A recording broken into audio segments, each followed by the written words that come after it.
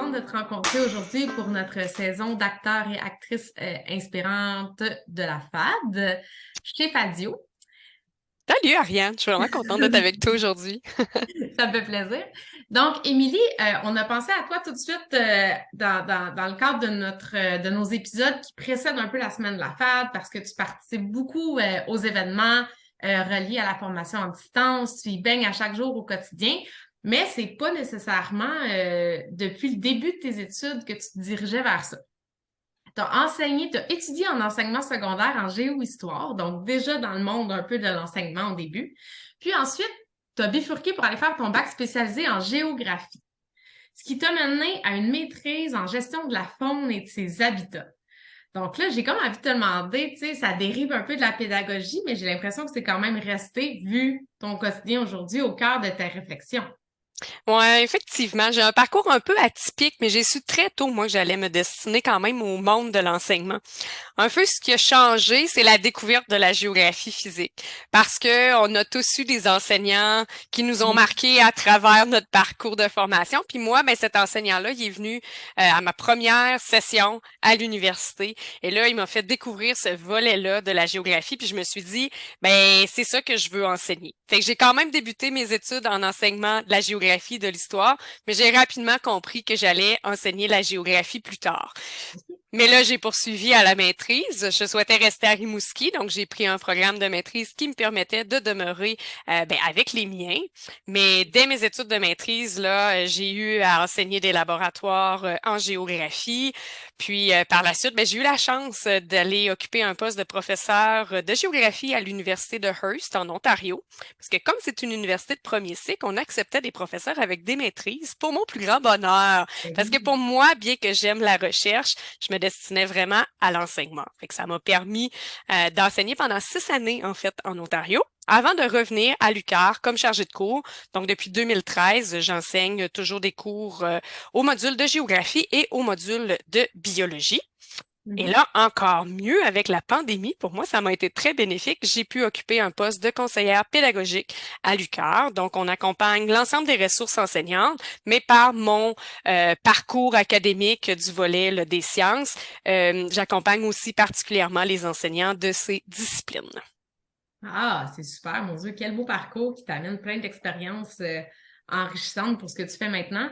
Puis, Vraiment. tu sais, je pense que dans ton enseignement, rapidement, tu as voulu y apporter un petit peu le côté numérique parce que tu es à l'aise là-dedans. Puis, surtout que tu me disais que tu sais à quel point le numérique puis la formation à distance que ça permet, je trouve que c'est la clé pour aller chercher plus d'étudiants. Tu sais, autant en ce qui concerne la distance physique, la disponibilité, la relation. Oui, effectivement, j'ai toujours eu un penchant pour les outils techno. J'ai toujours cherché à les intégrer. C'est quelque chose que je trouve vraiment intéressant. Puis d'autant plus avec la formation à distance, tu sais, on se le cachera pas, on est une université en région. Donc pour nous, ça nous permet aussi de rejoindre un plus grand éventail d'étudiants et d'étudiantes, peu importe où ils se trouvent sur le territoire, en fait, du Québec. Tu sais, je pense notamment à notre bac en enseignement professionnel, qui est un bac qui est exclusivement à distance. Puis tu sais, j'aurais le goût de dire au-delà de la formation à distance uniquement, je pense qu'on peut parler maintenant beaucoup aussi aujourd'hui de comment intégrer le volet numérique en enseignement. Tu sais, on Mhm. voit beaucoup émerger des parcours qu'on appelle hybrides où on va venir combiner en fait dans un cours universitaire certaines portions du cours qui seront en présence, certaines portions du cours qui seront en distance où on va venir mettre en application, tu sais, toutes les bonnes pratiques qu'on voit dans l'enseignement à distance. Puis ça, mais ça nous permet, je dirais, de composer des parcours qui sont peut-être plus adaptés à la réalité des étudiants Mhm. aujourd'hui. Tu sais, ils l'ont vécu en temps de COVID, ils ont passé une partie de leur temps en enseignement à distance, puis, tu sais, ils ont vécu du bon comme du moins bon, mais ils savent que ça fonctionne. Fait que de faire des parcours où on peut combiner un peu les avantages, je dirais, de la présence et les avantages de l'enseignement à distance, parce qu'il y en a, mais ça nous permet aussi de nous adapter à la réalité des étudiants, que ce soit des étudiants parents qu'on voit de plus en plus, des étudiants qui travaillent à temps plein, mais qui désirent poursuivre leur programme de formation universitaire, que ce soit pour la formation continue, et j'en passe, là. Donc, c'est vraiment intéressant pour nous, ce volet-là, de voir comment on peut ajouter du numérique là, dans ce qui se fait actuellement. Ben oui, tout à fait. Surtout qu'à l'UQAR, vous avez cette réalité-là particulière, vous, physiquement, d'avoir deux campus éloignés. Effectivement, Rimouski-Lévis, 300 kilomètres, c'est quand même un beau défi. Oui. Puis de la façon dont c'est fait, on a beaucoup de programmes de formation, nous, qui vont s'offrir simultanément sur les deux campus. Donc, on va avoir une même ressource enseignante qui va être soit physiquement à Rimouski ou à Lévis, mais il y aura des étudiants assurément en présence et des étudiants assurément à distance. Et bien ça, ben, ça nous demande une autre méthode d'enseignement. Donc, on accompagne beaucoup les ressources enseignantes, justement. Nous, on appelle ça de l'enseignement multisite. Oui. Parce que là, c'est important de réfléchir différemment. Donc, comment je vais séquencer mon cours? Comment je vais arriver à intégrer les étudiants? Parce que autant ceux qui sont en présence que ceux qui sont à distance. Donc, comment je vais réfléchir pour mes activités, pour que mes étudiants participent? Comment mes étudiants à distance vont vivre la même réalité que ceux qui sont en présence? Donc, tout ça, séquencer nos activités, c'est vraiment quelque chose qui est au cœur, en fait, de notre pratique parce que c'est notre réalité chez nous. Ben oui, j'imagine que ça meuble beaucoup de ton temps, cette espèce d'accompagnement-là pour les classes multisites avec les enseignants, parce qu'il en faut des outils là, Tout à fait. autant réflexifs que numériques là, pour réussir à bien faire sa formation.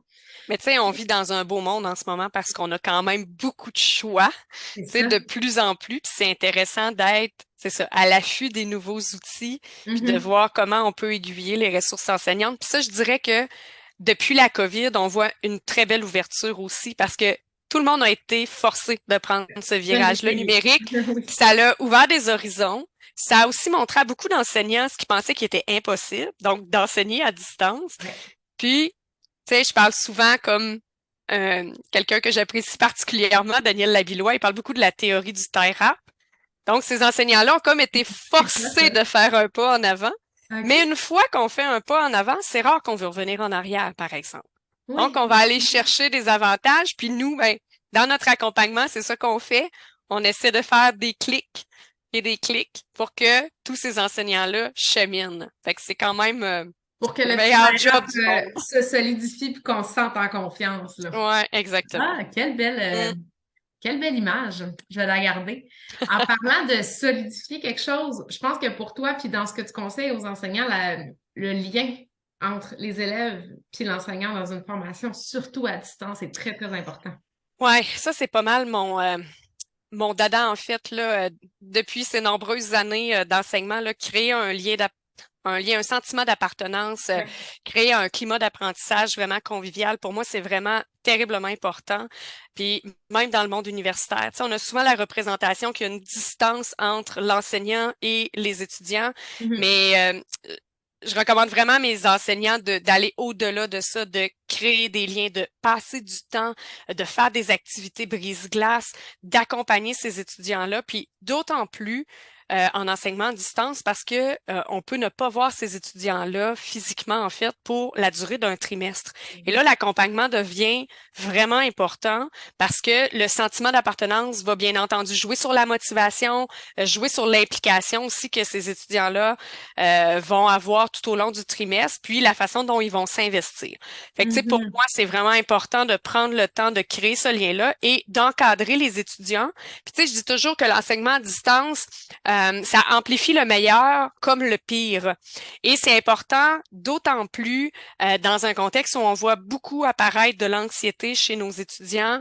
On a des parcours aussi qui sont très différents, des réalités diverses, beaucoup de besoins aussi dans les apprentissages. Parfois, c'est moins Mhm. évident pour d'autres étudiants. Fait que je pense que c'est un petit plus que tous les enseignants peuvent faire, mais qui va faire une grosse différence, par exemple, dans la vie de nos étudiants, puis qui fait qu'on aura moins d'abandon, puis qu'on va sentir un meilleur, en fait, une meilleure motivation là, chez nos apprenants. Eh oui, tellement. Mm. C'est vraiment une composante importante qui n'est pas nécessairement pédagogique, mais qui est tellement au centre je Mais pense, de la réussite, là. c'est au cœur parce que Ouais. il y a aucun enseignant qui va être présent si on n'a pas d'étudiants. Ah, c'est ça. Tu sais, on est là pour eux. Notre travail d'enseignant, c'est d'être là pour eux. Fait que c'est Exact. vraiment, en tout cas, ça, je suis convaincue que c'est la clé, définitivement. Bon, Ouais. tu me donnes le goût de retourner enseigner. En parlant de retourner enseigner et d'être sur le terrain, là, ton prochain projet, c'est justement d'amener les apprenants à distance sur le terrain. Vivre l'expérience sur le terrain. à distance via la réalité virtuelle, c'est ça? Ouais, entre autres, là, on a plein de projets là, au Centre de pédagogie universitaire, mais tu sais, je dirais, on a regardé un peu ce qui se fait en sciences infirmières. Là, on a une équipe de professeurs qui travaille avec une unité virtuelle de soins qui permet vraiment à des étudiants d'être dans un contexte immersif. Mais Puis, dans les tu domaines sais, comme ça, tu sais, c'est ça qu'il faut. vraiment, puis dans des domaines d'intervention aussi. Tu sais, fait que je pense notamment à travail social ou encore kinésiologie. Ces étudiants-là vont avoir à vivre des contextes d'intervention où Mm. parfois ils vont vivre peut-être des situations de crise. Et là, de pouvoir leur faire vivre ce genre de situation-là avant même, tu sais, d'avoir un réel patient ou de faire une réelle intervention. Mais tu sais, je pense que ça peut être bénéfique puis très formateur qu'ils se questionnent un peu sur, ben, qu'est-ce que je vais dire comme intervention, comme réponse, qu'est-ce que je vais faire comme intervention, puis d'avoir des choix, puis de pouvoir le tester dans un environnement qui est contrôlé, puis qui est sécuritaire aussi, là. Fait que Oui. ça, je trouve ça, ouais, de le vivre avant. Puis tu sais, je pense même aux étudiants en éducation ou qui sont en adaptation scolaire. Tu sais, ça arrive des élèves, là, qui vont vivre une crise, qui vont à la limite garrocher une Ah chaise, mais ouais. si tu l'as vécu en réalité virtuelle avant d'arriver dans tes stages, ben, je pense que ça pourrait être rassurant pour ces étudiants-là, puis ils pourraient déjà réfléchir puis savoir comment ils doivent agir dans des contextes de. Fait que, tu sais, je pense que oui, pour définitivement la distance, mais tu sais, même ces éléments-là de réalité virtuelle pourraient être amenés dans n'importe quel programme de formation, là. C'est vraiment fascinant de vivre dans le monde d'aujourd'hui pour voir tout ce qu'on peut ajouter, en fait, comme activité d'apprentissage, là. Ah, c'est sûr. Tu sais, pour un enseignant qui vivrait peut-être deux, trois réunions par an puis une rentrée scolaire avant de commencer, là, ça serait pas pire. Tout à fait, tout à fait. Ah, c'est super intéressant. Puis tu sais, tu disais tout ce qu'on peut faire. Des fois, ça dépasse, la réalité dépasse la fiction, là. On a un exemple récemment, là, Hey, vraiment, début du avec mois de décembre, hein, avec GPT, chat GPT. ChatGPT, effectivement, c'est quelque chose ça, qui nous frappe de plein fouet. En Oui. fait, tu sais, bien qu'on soit au courant que l'intelligence artificielle est présente, on l'a vu aussi beaucoup avec les générateurs d'images, là. Je pense à DALL-E qui peut former et créer des images à partir de mots-clés qu'on va lui donner. Fait qu'on sait que l'intelligence artificielle va être présente de plus en plus en éducation, mais là, j'avoue qu'avec un robot conversationnel en intelligence artificielle, pour l'avoir testé, pour que des collègues enseignants l'aient testé aussi à l'intérieur de leur cours. Ça fait qu'on se questionne. On se questionne sur nos modalités d'évaluation, si le robot est capable de produire des réponses qui sont de qualité supérieure Et c'est à le cas, des si je ne me trompe examens. pas, là. C'est vraiment fascinant, d'une Oui. part, mais d'autre part, on peut se questionner sur les cours en formation à distance qui sont suivis justement exclusivement à distance et où les évaluations de fin de trimestre le seront également. Donc, il n'y aura personne avec l'étudiant qui va être devant son ordinateur pour compléter l'évaluation. Fait que je pense qu'on c'est une belle occasion à saisir pour voir comment on peut évaluer autrement, en fait. Puis Mhm. vraiment réfléchir au processus de réfléchir à qu'est-ce qu'on veut évaluer, comment on veut l'évaluer.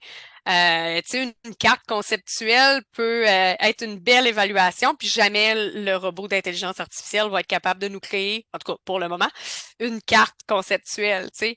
Donc, c'est un peu ça qui alimente nos réflexions en ce moment lorsqu'on accompagne nos ressources enseignantes, c'est comment on peut évaluer différemment. Différemment, puis qui sait, tu sais, pour les étudiants aussi, de voir apparaître ou de se faire donner une évaluation qui sort un peu de l'ordinaire, qui va vraiment chercher qu'est-ce qu'eux sont capables de mettre, de donner, tu sais, Mm. ça va peut-être être motivant aussi, tu sais, quand tu as l'impression que c'est vraiment ce que tu as dans ta tête puis ce que tu as appris que l'enseignant veut et non pas une réponse que pourrait construire un robot, par exemple. Ben, tout à fait, tu sais, ça exclut un peu le fameux par cœur, où on va Exact, mémoriser, puis on va remettre sur la copie d'examen ce qu'on a mémorisé, mais 2 semaines plus tard, un mois plus tard, l'année prochaine, exact. quelles sont les notions qui auront été acquises, tu sais, Mhm. on peut se questionner un peu sur ce volet-là aussi. Puis tu sais, je pense qu'au-delà de ce qu'on voit avec les craintes, Je pense qu'il y a plein de choses qu'on va pouvoir faire aussi, même comme enseignant, pour se créer des questions de révision, La créer modélisation. des examens différents, créer des évaluations formatives. Tu sais, je pense qu'on peut aussi réfléchir à comment exploiter ce potentiel-là parce que ça disparaîtra pas non plus. Mais on a Mhm. tout un beau travail réflexif. Sérieux, c'est vraiment stimulant en 2022-2023 Hein? là, de pouvoir ouais, enseigner puis accompagner les ressources enseignantes aussi. Là. Ben, ça pourra peut-être être un sujet de panel ou de discussion ou d'atelier à la semaine de la FAD, qui sait. Assurément. C'est Assurément. sûr qu'il faut se mettre, faut être actuel dans nos discussions. Hey, mais merci beaucoup, Émilie. C'est super C'est un intéressant. plaisir. Je te souhaite bonne chance dans tous tes projets de cet hiver, puis dans ton exploration du robot GPT, puis dans tes classes de réalité virtuelle. On viendra te visiter virtuellement si on peut. Et merci à toi, Ariane. Avec plaisir. Merci à Bye. toi. Bye bye.